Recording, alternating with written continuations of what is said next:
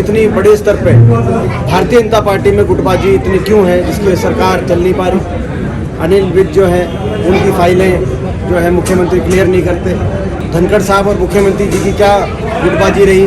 इस सरकार में पहले तो बीजेपी और जेजेपी की नहीं बनती। जिनके घर शीशे के होते हैं उनको दूसरों पर पत्थर नहीं मारना चाहिए। इतनी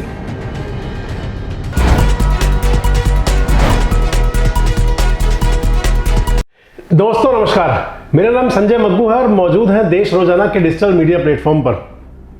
चुनाव नज़दीक है। हरियाणा का विधानसभा और उससे पहले लोकसभा चुनाव नज़दीक है।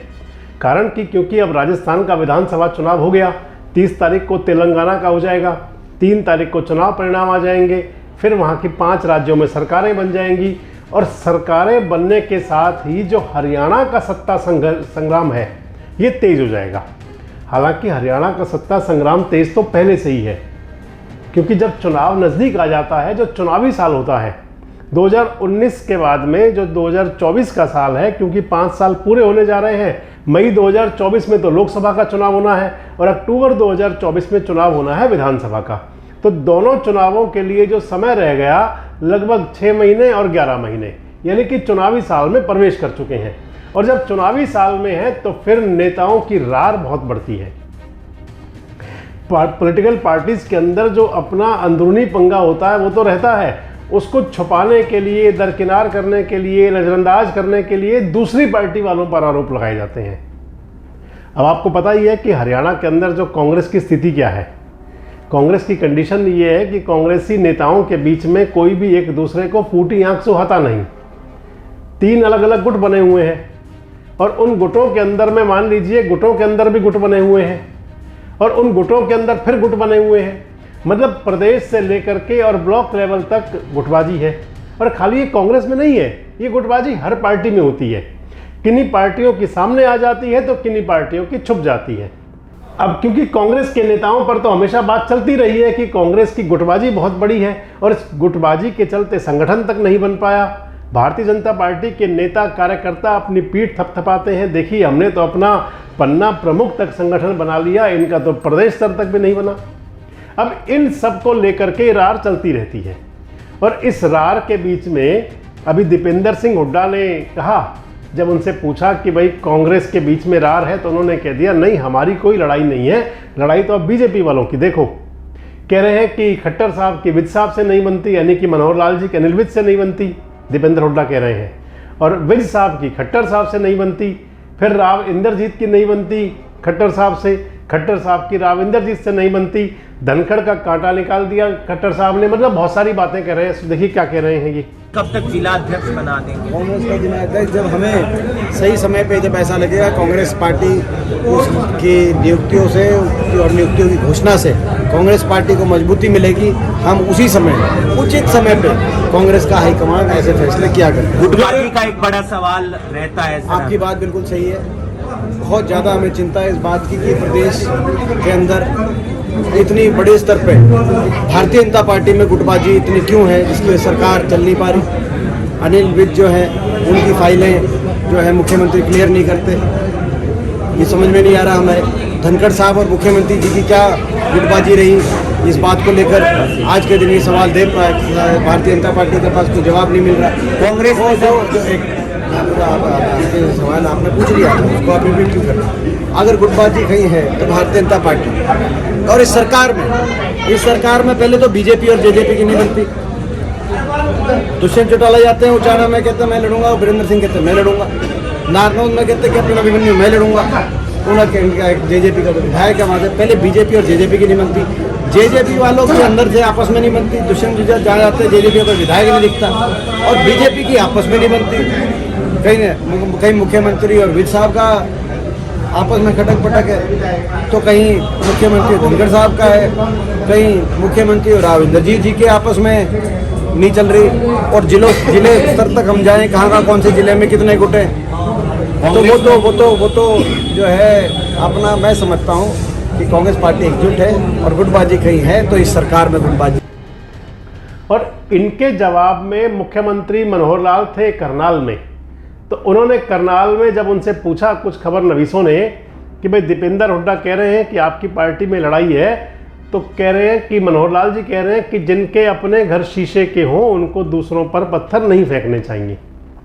बात तो ठीक है भाई, शीशे के घरों में रहने वालों को अगर दूसरों पर पत्थर फेंकेंगे तो फिर जब उनकी तरफ पलट कर पत्थर आएगा तो शीशे का घर तो चकनाचूर हो जाएगा। ये मनोहर लाल जी ने नसीहत दे दी दीपेंद्र हुड्डा को। कांग्रेस के नेता हैं दीपेंद्र हुड्डा, उनका कहना है कि बीजेपी की नेताओं की आपस में ही नहीं बन रही हैं, फाइलों को रोक दिया जाता है। उनको अपने घर को संभाल लेना चाहिए, जिनके घर शीशे के होते हैं उनको दूसरों पर पत्थर नहीं मारना चाहिए। इतनी वैसे आपको बताएं कि लड़ाई है क्या। अगर बात करें कांग्रेस की, तो कांग्रेस के अंदर तो सबसे बड़ी लड़ाई ये है, एक पुरानी कहावत है कि सूत ना कपास जुलाहे की लट्ठम लट्ठा। यानी कि अभी हालांकि हम ये नहीं कह रहे कि कांग्रेस का वजूद नहीं है, इसमें कोई दो राय नहीं है कि हरियाणा के अंदर दो ही पॉलिटिकल पार्टीज बहुत आगे हैं और फिर उसके बाद में कुछ और पार्टियां हैं जो उनका मुकाबला कर रही हैं। कांग्रेस और बीजेपी आप मान लीजिए कि समानांतर दोनों मजबूत पार्टियां हरियाणा की मानी जा सकती हैं, और फिर इनके बीच में अपनी जगह बनाने की कोशिश करेंगी। इंडियन नेशनल लोकदल है, जननायक जनता पार्टी है, आम आदमी पार्टी है, फिर बहुजन समाज पार्टी है, बहुत सारी पार्टियां और बन जाती हैं। फिर आजकल तो चढ़ूनी साहब भी लगे हुए हैं, ले आए थे पिछले दिनों समाजवादी पार्टी और राष्ट्रीय लोकदल के नेताओं को। बलराज कुंडू साहब ने अपनी अलग पार्टी खोल दी है, मतलब सब लगे हुए अपनी अपनी डफली अपना अपना राग बजाने में।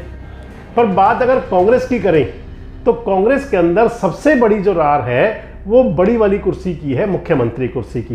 भाई संगठन पे कब्जा किसका हो, सरकार अगर आने लगे, विधायक पूरे हो जाएं तो मुख्यमंत्री कौन बने।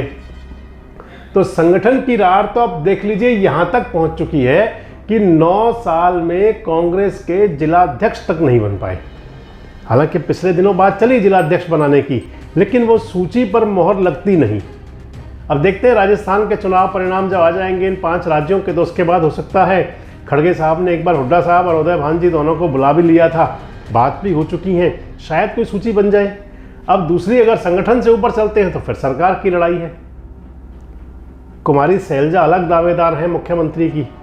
हुड्डा साहब कहते हैं कि ये जो मुख्यमंत्री की कुर्सी है कांग्रेस के अंदर, ये तो उनका विशेषाधिकार है हुड्डा साहब का। और इधर जब हुड्डा साहब अपना विशेषाधिकार बताते हैं तो कुमारी शैलजा कहती है कि कांग्रेस के संगठन में वो होगा जो कांग्रेस आला कमान चाहेगा। रणदीप सिंह सुरजेवाला अपनी डफली पर आलापते हैं कि भाई उनकी भी कांग्रेस में ऊपर के जो आला कमान के अंदर ठीक ठाक पकड़ बनी हुई है। अब फिलहाल दोनों नेता, क्योंकि रणदीप सुरजेवाला मध्य प्रदेश से फ्री हो गए हैं, शैलजा छत्तीसगढ़ से फ्री हो गई हैं।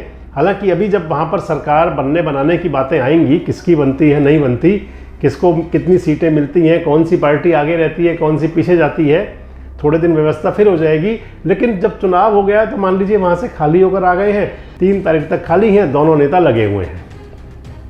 कुमारी शैलजा ने तो डिक्लेयर कर दिया कि यात्रा निकालूंगी अपनी लोकसभा स्तर पर पार्टी के आला कमान को मजबूत करने के लिए।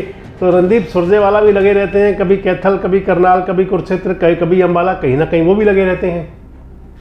और इन सबके बीच में किरण चौधरी भी लगी हुई हैं अपने भिवानी को संभालने में। तो कांग्रेस के अंदर सबसे बड़ी लड़ाई ये है।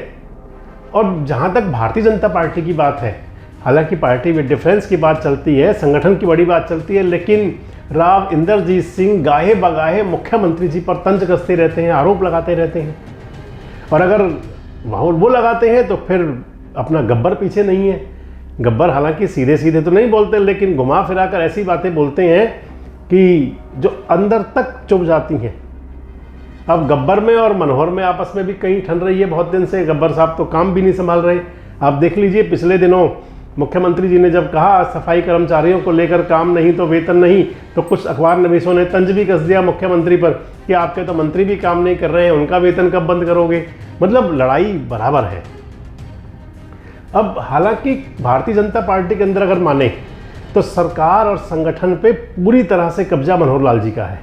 मनोहर लाल सूबे के मुख्यमंत्री हैं, तो उनके जो हनुमान हैं, उनके जो कभी संगी रहे हैं, साथी रहे हैं, उनके समर्थक रहे हैं, आप कोई भी नाम दे सकते हैं उनको। नायब सैनी प्रदेश अध्यक्ष हैं, और प्रदेश अध्यक्ष बनते ही आपको ध्यान होगा कि गदा देकर आए थे मुख्यमंत्री जी को। शक्ति का प्रतीक गदा की कह दिया था कि सब सुख लहे तुम्हारी शरणा, यानी कि सारी शक्तियां आपके पास है मनोहर लाल जी। तो मनोहर लाल जी ठीक कह रहे हैं दीपेंद्र हुड्डा को, भाई जिनके अपने घर शीशे के हों वो दूसरों पर पत्थर नहीं फेंकने चाहिए उनको। तो दीपेंद्र हुड्डा ये कहते हैं क्योंकि रोज कांग्रेस की रार पर लोग बोलते हैं, कांग्रेस की लड़ाई पर रोज बोलते हैं, तो दीपेंद्र हुड्डा कह रहे हैं कि भैया हमें बख्शो, जो दूसरी पार्टियां हैं उनको भी तो देख लो, बीजेपी वालों की बनती नहीं, जननायक जनता पार्टी वालों को उनके विधायक जो है अपना नेता ही नहीं मानते। सारी पार्टियों का यही हाल है। अब हाल तो सारी पार्टियों का यही है, पर जो पब्लिक है ये सब जानती है।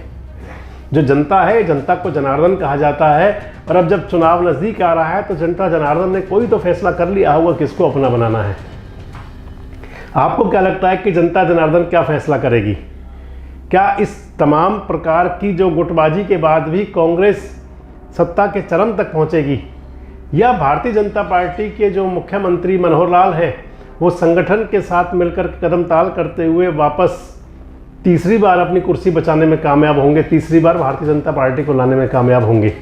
कमेंट्स बॉक्स पर आप में आकर के अपनी प्रतिक्रिया दें और हमारे साथ जुड़े रहें, देखते रहें देश रोजाना।